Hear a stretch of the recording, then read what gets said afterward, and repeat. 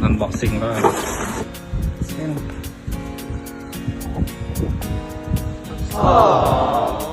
Chơi như classy boy.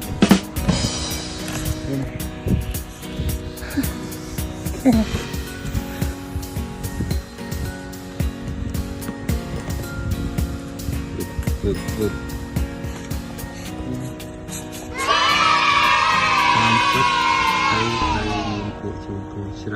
Còn ta sẽ rêu rộp thôi.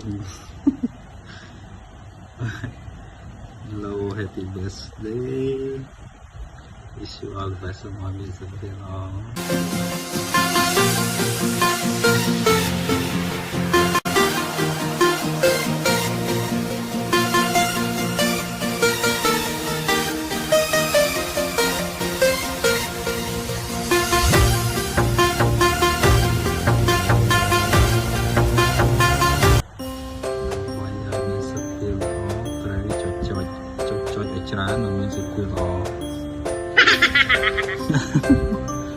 Unboxing inbox miền Leo đọc khu Pico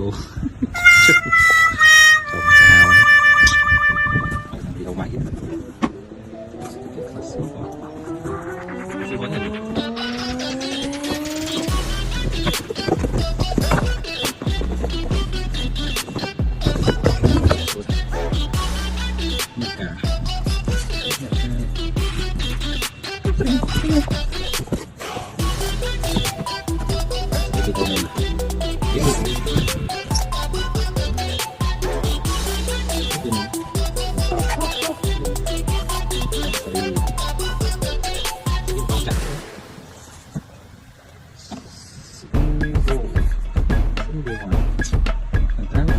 cho được món ZINVO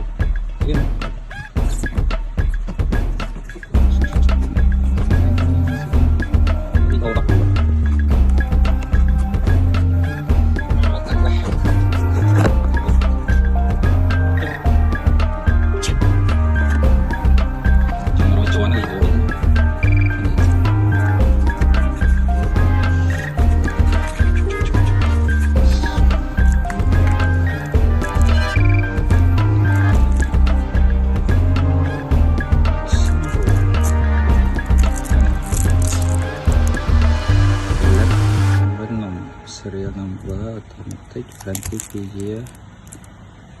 Scan QR code to activate your warranty.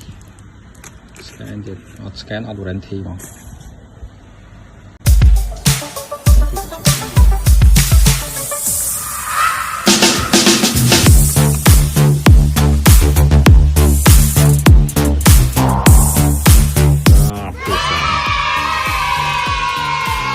Siap mưa màu. Anh nhìn đâu thì không chạy. Nó sạch tí không? Bạn ấy chọc đi nào tay của mấy đưa lên cười. Đang birthday thì thôi ra hào mà. Hào chuyện FBI chứ. Cop series. Màu cái gì? Sai lụi save cái tầng là sờ lạnh thơm màu của nó này. Well, nhau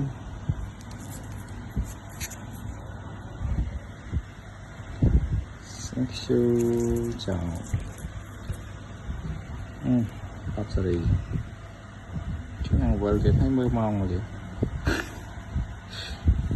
tự nên gì cái ai